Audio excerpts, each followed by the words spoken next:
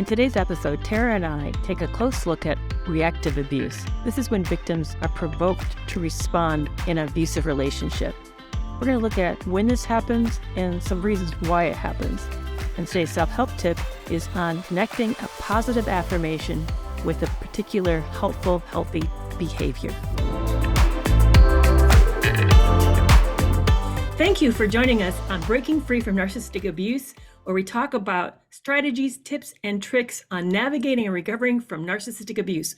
I'm your host, Dr. Kerry McAvoy, a mental health clinician with over 20 years experience and author of Love You More, a graphic inside look at my experience of a toxic relationship. And I'm your other host, Tara Blair-Ball, certified relationship coach, abuse survivor, and author of Reclaim and Recover, Heal from Toxic Relationships with the 7-Step Guided Journal. We're thrilled that you're here with us today. Remember to subscribe so you don't miss future episodes, and leave us a review and let us know what you think of the show.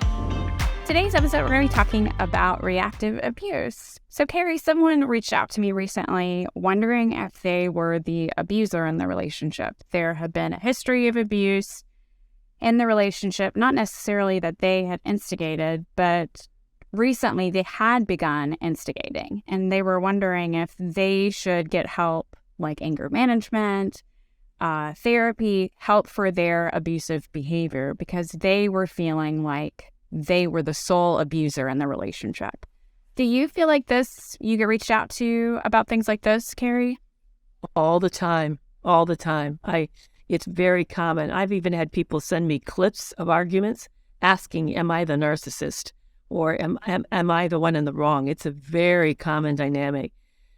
I actually saw myself get there too. Not that I became physically abusive, but I started employing some of the same tactics emotionally.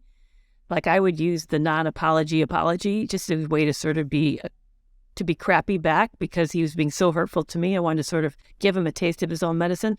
Or there have been times when I remember when he would leave the room, he'd stonewall, and I'd go into the shower and I don't know why the shower. I don't know why I thought that afforded me any more privacy, but I would go into the shower and scream. And actually it probably was the worst thing because it would echo in there. But I felt completely beside myself, and I became a foreigner to myself. Like I didn't recognize myself. So I understand when people reach out and say this because I so can relate. Yeah, I can really relate too. I was raised in a really physically, emotionally, and verbally abusive home growing up. And I remember a time when I started instigating the majority of the physical altercations. And that is something I later had to really own and look at in myself is, is this me as a person that I need to address? Is it because of the situation I was in?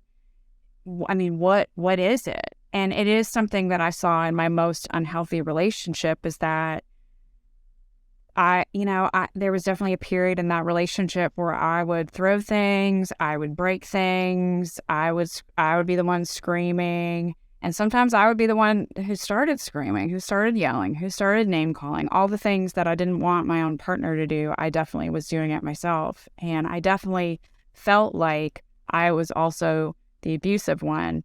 And honestly, it also really kept me stuck in both of those relationships because I felt like I was as responsible as my partner. And sometimes I even felt more responsible.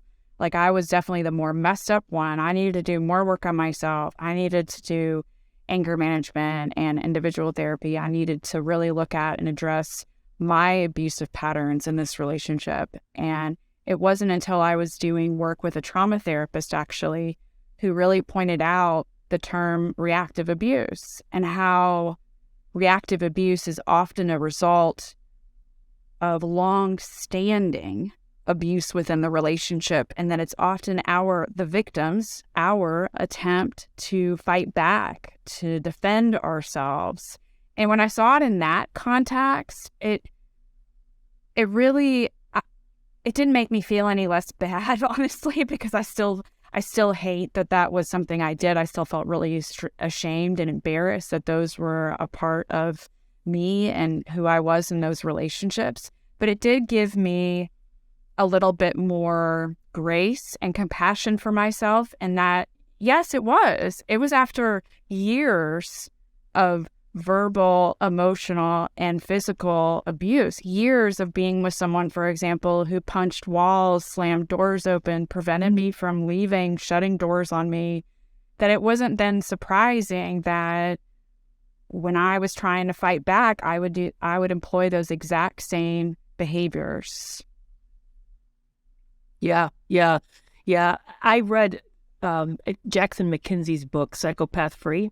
Not all of it. I just got to the introduction, but he says right at the beginning, he says, if you're reacting because of somebody else's abuse and manipulation, then this is a reaction, not your independent behavior. You're responding, you're being manipulated into this position to fight back like this. That hit me powerfully. I actually have to say there's a part of me that doesn't like that because I don't like to feel that kind of loss of power. On the other hand, I know that when we move into a relationship, I expect the other person to be as vulnerable as myself. And when you look at it, the power dynamics of an abusive relationship, there's a massive inequity. The other person is not investing in the same way. There's a significantly different level of vulnerability and risk that they're taking versus the victim's taking. The victim tends to go in more wholeheartedly. The abuser tends to go in more strategic, more reserved, guarded, even if they're not being exploitive in the sense of, hey, they have a longer con game going on here, but they're still going in more protectively with less of themselves on the line. So it's uncomfortable to hear that, but yeah, I recognize near the end of that relationship, I felt like I was personally unraveling. I didn't question whether or not I was abusive. I just felt like I was going crazy. That's how it felt for me. I was going crazy. And I relate to that too. And that's something that my therapist at the time really worked with me on of, what was your reason for acting the way that you did, for breaking that, for throwing that? What was your reason? And really what always came back, really for me, what was the reason when I really looked at and explored as many instances as I could remember, which, dealing with trauma, there's a lot of things that I probably forgot. Plus I have ADHD, so I had memory issues, but almost always my reasoning to really escalate it is I wanted the other person to stop. That's really what it came from. I felt helpless and I was trying to make the situation stop by being the biggest or the craziest. I was trying to be the top dog so this altercation would stop. And my therapist at the time really pointed out that my desire was in no way to have control or power over this other person, that it was an actual act of self-protection, that's what I was doing. I was trying to be like the biggest alpha dog, in an attempt to make this stop. I wasn't trying to have power and control over this other person. I just wanted this abuse to stop. Yeah. My motivation for it was I thought that if I could somehow give this person experience of what I was experiencing, then they would sort of see the light, and then we'd have this sort of reconciliation. They're like, oh, I'm so sorry. I had no idea that this is how horrible, how painful. But it didn't work. What I found was it was either missed as if it never happened. Literally, if I did a non-apology or whatever, if I was nasty or gaslit back, it was acted as if they didn't register it. Or if I did, then it would justify even worse behavior because, see, I'm no better than. He would use it then against me and say, how dare you think that you're together? Because look, who would do that? You did that. So if you think I'm bad, you're bad. All I did was, in his mind, leveled the playing field because now I had fallen to his level, in his opinion. Yeah, so it doesn't work. But here's the question that kind of bothered me about Jackson McKenzie's comment in Psychopath Free. It almost felt like to me he was saying we can't help ourselves. But I don't like that. I don't know if I believe that. I do feel like even that, I felt like I was still in control. I could have not done that. I could have resisted saying those things. Mine was more verbally, more emotionally. What do you think? Do you think you could have withheld acting that way? Or did you feel like you were backed into a corner and had no choice? I can definitely look back and see times when I felt utterly helpless, like an animal backed in the corner. I definitely feel like, did that warrant or excuse what I chose to do? No. But there were also times where I was very aware of everything that I was doing and knowing the result or consequences of what I was doing. And at some point, I kind of just stopped, really at the end, I just kind of stopped caring. You know, I stopped caring about how I might be perceived or how this was crazy. Like, I guess I was just kind of embracing, like, yeah, this is nuts, and I'm going to be nuts right now. Like, I just kind of embraced that because I just was, I had gone that far, and I never want to go that far ever again. That sounds really uncomfortable.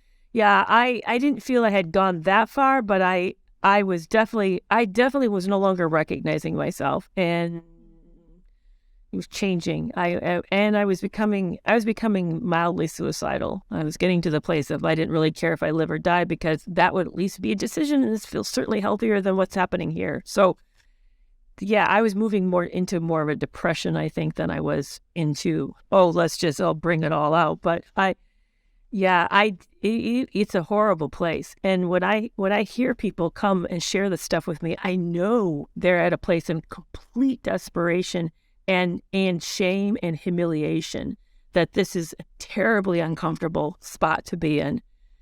And to me, that's how intense the cognitive dissonance is getting. I know we've talked about that before in a previous episode, just a couple episodes ago, but that the confusion is such, and the inability, feeling so locked in, you don't know any other choice. And I personally, I think all of us don't like feeling like we're in a cage. I mean, I thought that was a powerful analogy you used, that you're backed into a car or you're in a cage and you can't get out.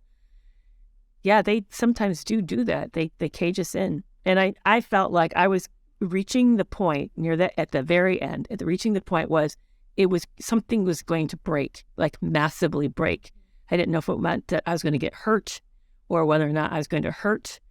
But I knew that we were in a death spiral, and something had to give, or this is going to be catastrophic. Well, in that relationship for me, it's catastrophic. So, and hey, to me, it was just a sign of just how bad it was. Yeah. So what do you tell people when they come in and say this to you? What advice do you give them? I really try first to put it in context of the whole relationship. I think that's a necessary first step in assessing, is this something you brought to the relationship, or is this something that's coming as what we're talking about as a reaction? You know, have you been abusive in previous relationships? If you were, how did that look like? You know, when did it happen? When did it occur? What have been your attempts to have power and control over your partner? You know, putting it in context of that perception. And nearly always, not always, but nearly always, what I've found with these individuals is that it is after, like what we've talked about, it's after a long-standing place of abuse, of verbal, physical, emotional, gaslighting. And, you know, for many of us, like it honestly feels like being provoked, that this person knows our limits and they're going to push it. Like, there was one word, for example, in my marriage where I had communicated clearly, if you call me this word, that I'm going to lose it. It had clearly been communicated multiple times. This is a word that you cannot call me. If you call me, I will lose it. And that's the word that he would use to then provoke me, because I'd given him that information, and so he would use it. That would be like the card he would pull out when he wanted me to go crazy. That's really what it was. And the thing is, I'm the kind of person just in general that if you're going to yell at me, I'm probably going to yell at you back.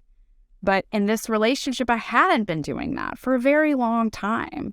And I think that wasn't good enough. There wasn't enough at stake if I wasn't playing this abusive game. And so he threw the card out. And after that, it became more and more often that he would throw the card out. And that was breaking. That was the breaking point for me. And it just kept happening. And that's a common dynamic. I think that's even a really important point that you're making, is that toxic people are provocative. They evoke these purposefully, often, not always, but a lot of times, maybe more times than we're comfortable with, they're evoking that. I think that's a fascinating concept. And I think it's important for people to remember is that some of this is not accidental. It's not just somebody who's being hot-headed and can't resist what they say. I mean, you told this person, do not use that word, and they deliberately then turn around and used it. That's a choice. And I think this is my theory on why that happens, and I'd love to know why you think it happens. My theory is I think these individuals really enjoy getting us down in the mud with them so they can say that they're not the only one who does this.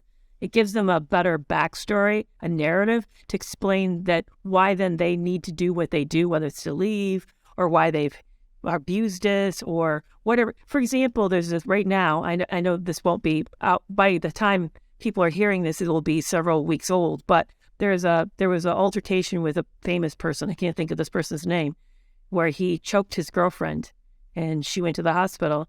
And the text messages are coming out where she said, I knocked the phone out of your hand, and that you then reacted. In other words, it's my fault that happened. I evoked it. You're not a bad person, that you made me unconscious and I ended up in the hospital. Right. And it's crazy how, well, that really makes a whole lot of sense. But it's fascinating how it sort of sets up another story, so then they don't look bad for doing what they do. And it's surprising to me, Tara, the number of people are so deliberate, they'll actually film you reacting. They'll set you up and then film you falling apart so they can say, look what a crazy woman or crazy man I'm in a relationship with. So I think that's one of the reasons, but I don't think that's the only reason. I just think that's one of the reasons. I think another reason, they get joy out of having power over us. And there's nothing more powerful than to make someone fall apart. But why do you think they do this? I lean more towards the first option that you gave, and that's honestly the what I have seen the most personally as well as professionally. That it is when someone else is the crazy one too, we can keep them stuck with us longer because it's a shared problem, right? There's not one perpetrator versus victim. We're both perpetrators, we're both victims. So I think that shared responsibility allows them to continue to have power and control over the actual victim because they keep them in the relationship. We're both problems. We both have to work on this. We both struggle, and I've worked with many of those couples where that's what they have come to me saying. And then as we've worked together, I've realized, no, you're not both. You're not both the abusers. That's not what's happening here. And that can be, I have found that difficult for the victim to hear and own for themselves, because that's scary. It's scary and uncomfortable to think that the person you're supposed to be sharing this problem with is actually the one who's causing that problem. You think they find the sadism of it uncomfortable, to think that somebody could be that cruel? Yeah, and I think there's also that shame piece of it's really hard for them to let go of feeling so ashamed for their own actions, to see it as actually a reaction, an attempt to protect ourselves and to fight back versus a abusive dynamic that goes both ways. Because you're reminding me of that tape that woman sent me. It was an audio tape where her partner woke her up in the middle of the night. That's the first part. She didn't share that part. It was after I heard it that I heard the rest of it. They literally woke her up out of a sound sleep, begins to scream at her, and then I don't remember exactly what she said, but something about, trying to love herself or be loving. And then he turns around and says, how can I love somebody who doesn't think enough of themselves that they would actually make an attempt against their own life? Whoa. I mean, the degree of abusive, the sadisticness of that, the flipping of the narrative and making a person's desperation sign of their unworthiness. He goes like, how could I love you? Why would I love you? Why would I love anybody like that? And I think about that. Yeah, that's cruel, just outright cruel. And I know for her, and the reason she's sending it to me, she really thought she was the one ill. She was believing his line and questioned now her own sanity. I think sometimes it is we struggle to believe that some people are literally that calculating, that callous, that ruthless, and that's sick. It's easier. Maybe it's easier to throw ourselves on, out and say, no, it must be me. I must somehow deserve this, or maybe it's true. But I remember years ago, I read an article written by Dr. David Schnarf, and I love to refer to him because I just think the guy was amazing. But he said that one of the things that we need to see in relationships is the degree of sadism, and that sadism is frequently a part of a lot of relationships, that sometimes we do things to our partner on purpose to be cruel, and we know we're being cruel, and we don't really actually care that a whole lot. But I find it hard to see it, and I certainly find it hard to call out because it just feels too unbelievable that someone would act on that. Yeah, I know I can see moments of sadism in my last relationship, obvious moments where it was designed to hurt me. Yeah, I definitely have memories of moments that were like that too. Yeah. Yeah. Both my romantic relationship and growing up.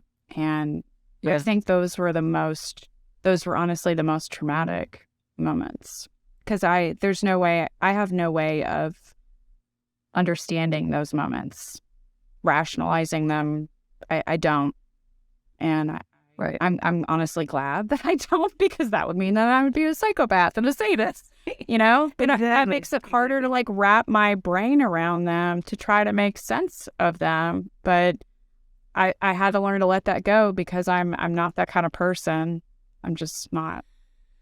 So how do you think, I have my own ideas, but I'd love to hear yours too. How do you think we can help people out of this? One of my thoughts is to take a history with yourself. Is this a problem you've had in every relationship, or is this something that's popped up and new? That's a good indicator. If it's new, it might be more likely that it's reactive abuse. That was one of my thoughts. Well, for you, what do you want to? What would you say to somebody as we kind of wrap up today that you think is a good, important takeaway for this? Yeah. Similar to what you said is that start with the context. Okay. So even if you've been in abusive relationships, which if you've been in one abusive relationship, unfortunately, it's likely that you're going to be in another one. So if you have found yourself being abusive in those relationships too, let's take some time to reflect, like sit down and look at who was abusive first. How did that abuse show up? Was it verbal, emotional, mental? Were there boundary violations? Like, for example, like when my ex called me the one word I told him never call me, for example.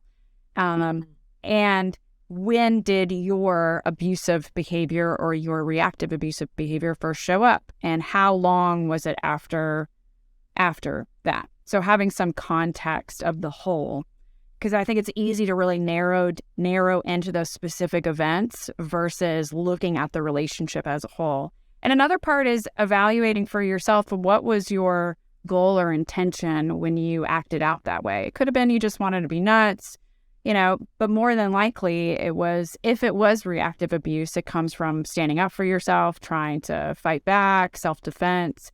It's not as goal-oriented to having power and control over the other person.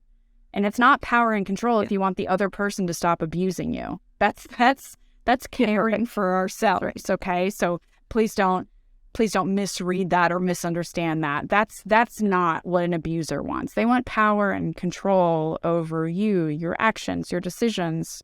They're not wanting you to stop hurting them. That's just cute. They want you to do that so they can use it against you. I think that's the best place to start in assessing, am I an abusive person versus am I reactively being abusive because I'm already in an abusive relationship? And I think that can open the door to next steps, like going to seek help for ourselves outside of that relationship. Couples probably isn't the best idea. In a situation like that, it may help us starting to get help and work through that emotional pain and some of that cognitive dissonance to start figuring out our next steps in that relationship. Yeah, I totally agree. I love that. That's really very helpful. Very helpful.